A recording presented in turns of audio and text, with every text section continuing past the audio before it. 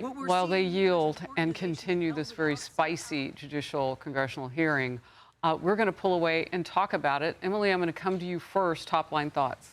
Just how struck I am by the inability for the Southern Poverty Law Center to articulate with any grounding whatsoever why they used donor funds to support the hate groups that they pretend to be against. And I don't know, maybe I'm maybe I'm used to good liars on television for some reason, but I think I expected a little bit more of a position from them that might explain. But frankly, they haven't done at all any type of explaining whatsoever. They're being skewered here, and rightly so. It is indefensible and it's inexplainable. And so now I think that there should be further steps taken to what will we do with those funds? Because if I was someone that donated to that Southern Poverty Law Center, I would be questioning right now exactly how my funds were used, because I think it's frankly fraudulent. And the weak, pathetic excuses of, well, we used undercover informants for the FBI, and that doesn't mean that's not this.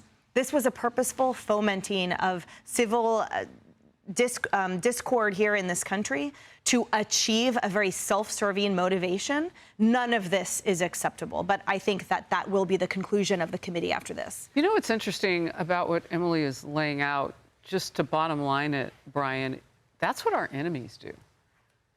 That's what they do. They do it with our elections. They do it in a whole host of ways just to mix it up and cause chaos and keep us fighting each other.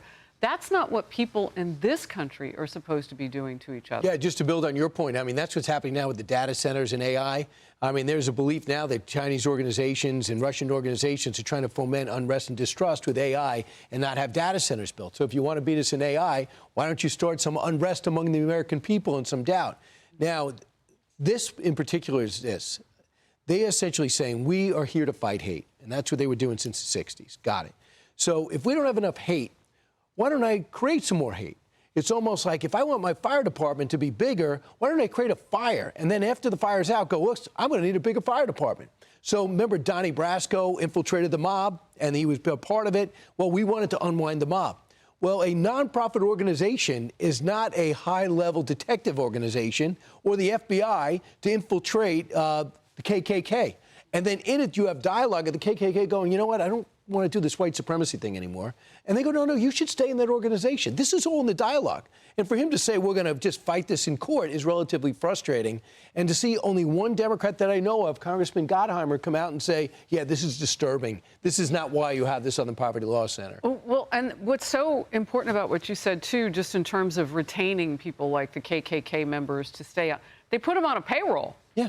And so do the donors know that they're for building and burning the crosses? Do the donors know that's where their money went? And to Emily's point, can they get their money back? I'm going to guess not, but they could try. Well, he just keeps on denying that he did. You brought up Representative Josh Gottheimer of New Jersey, and I just wanted to get into this a little bit.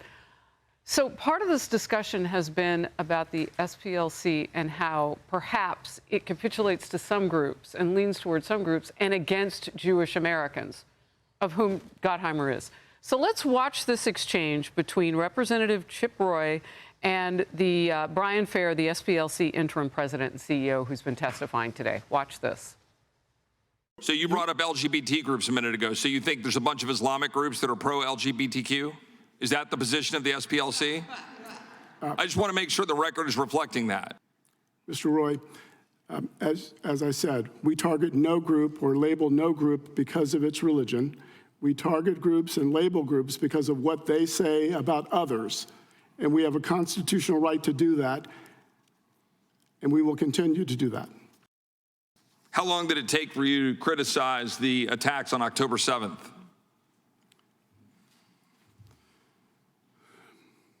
Mr. Roy. Was it immediate? We were clear and loud about our criticism of the Hamas attack on Israel on October 7th. My research shows that it took you at least 3 weeks to finally say anything, and then you attacked and criticized Israel. Rosanna, the drama writes itself. The drama writes itself. You know, I kept saying, what exactly does the Southern Poverty Law Center do? Like, what is their mission? Because maybe I'm missing something in all of this, but they're not a law enforcement agency. They have no arrest prosecutorial or regulatory powers. They're an advocacy group, and they've seen their benefits go up when they infiltrate these groups, and these groups, hate groups, do something terrible.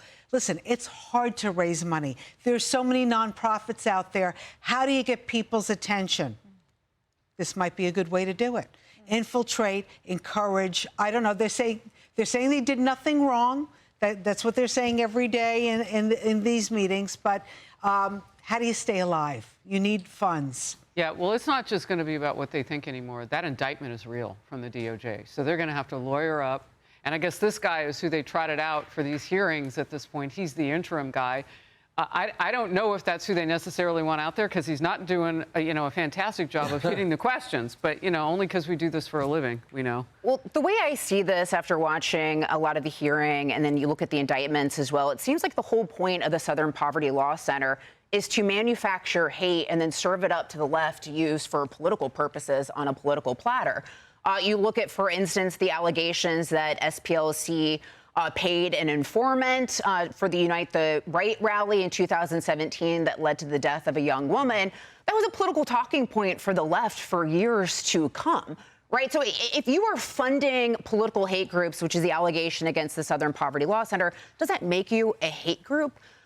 Right. And what I see this, too, is just classic Marxist politics that have been around for years to create divisions in society. And we saw it in the Stalin Soviet Union, Mao's China, Fidel Castro's Cuba. The whole point is to pit people against each other to create these divisions, because then people are fighting and they're not paying attention to what the government is doing, and it's easier to control people. So that's what I think the Southern Poverty Law Center, the whole point is of that organization.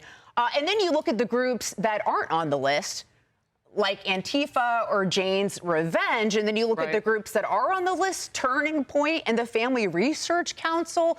It kind of tells you everything you need to know about the Southern Poverty Law Center. Well, and about Jane's Revenge, real quickly, the firebombing, so there's this long list of what they do, right, and what they've done. Firebombing of a Wisconsin family action in Madison, Wisconsin. Jane's Revenge claimed responsibility for it. They are proud of what they do. And this group doesn't put them on a terror watch list, but they put Alveda King, the niece of MLK, on a terror watch list. Because she believes in life from the womb to the tomb. Right? She believes in the gospel. She believes in love. That's a PragerU, Charlie Kirk. That's the thing. Nothing about them is hate. It is only love. It is only the gospel. And that is why the SPLC says that it is a hate group.